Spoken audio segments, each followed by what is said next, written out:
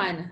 Welcome to Lit Tea Talk, where we meet with tea makers, tea bloggers, and other creative folks who love all things tea.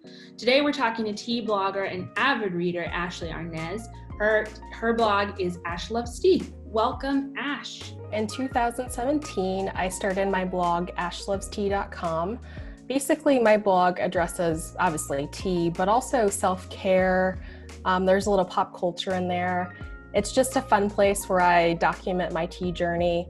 I also am pretty active on Instagram, where I post daily tea inspiration, showcasing the beauty of tea time. Also talking about self-care and just really, as I go along, learning more about tea, myself, all those things. So it's something I'm super passionate about, and I'm also happy just to kind of document my journey. That's awesome. I think it's great the way you're documenting it, because I know, I haven't been a tea lover for that long. I started actually off loving coffee. It's only been maybe 8 years since I really have loved tea.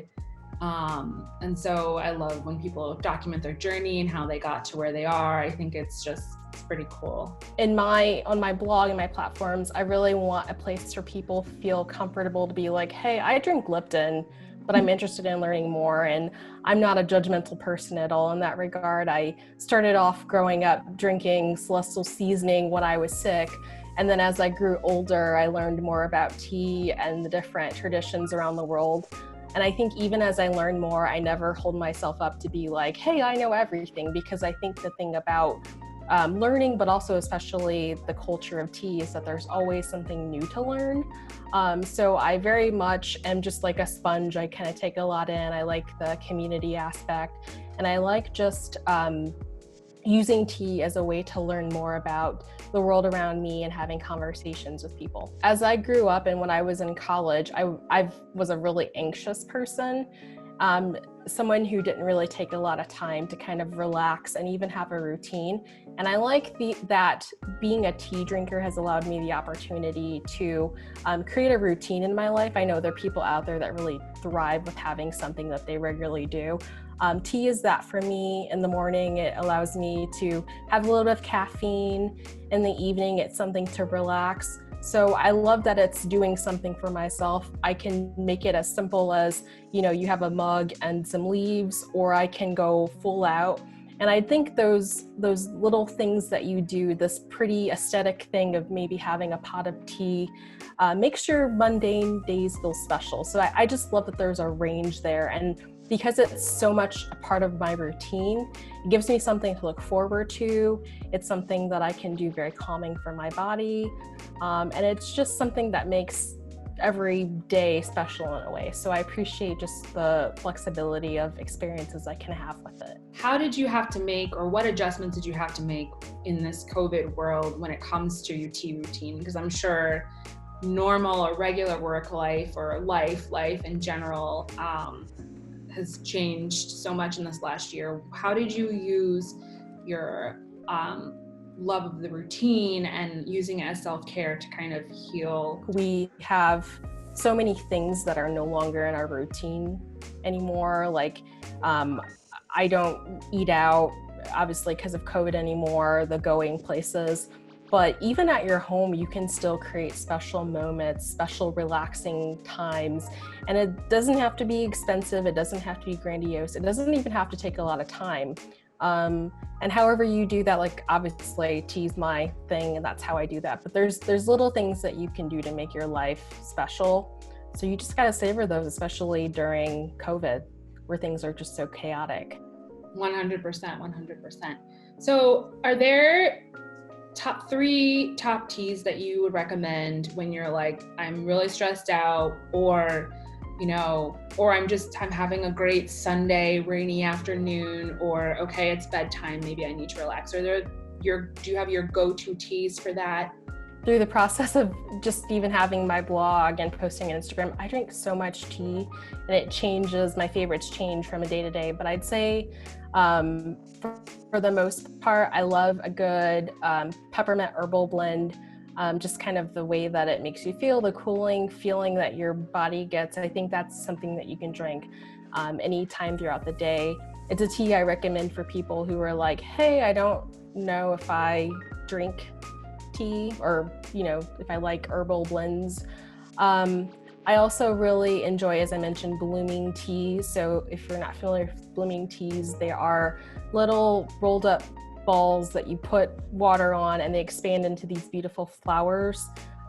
They are just very beautiful to look at. My Instagram has a lot of photos of blooming teas, but they're really perfect for the weekends because not only are they nice to look at, but they kind of teach you patience in a way. Like, you have to get the timing right, which is something that I especially need to learn sometimes. So I just think that they teach you patience and they're beautiful. I've been drinking this tea called Serengeti Spice from this company called Asami Teas, which is a company that has a lot of blends that are based on like places in Africa. So this particular tea, it's a black tea and it has like cinnamon and orange.